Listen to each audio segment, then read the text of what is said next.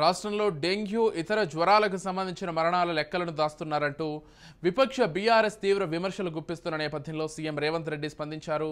Seasonal వ్యాధుల విషయంలో అధికారుల పనితీరుపై ఆయన సీరియస్ అయ్యారు. డెంగ్యూ, చికెన్ గున్యా, వైరల్ జ్వరాలతో వివిధ ఆసుపత్రుల్లో కేసుల పెరుగుదలపై ఆందోళన వ్యక్తం చేశారు. గ్రేటర్ హైదరాబాద్తో పాటు అన్ని పట్టణాలు, గ్రామాల్లో దోమల నిర్మూలనకు చర్యలు తీసుకోవాలని సీఎం ఆదేశించారు.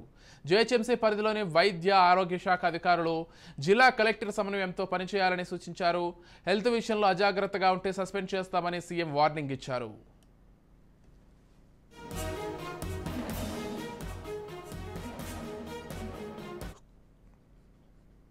రేపు సచివాలయంలో తెలంగాణ తల్లి విగ్రహ భూమి పూజ జరగనుంది.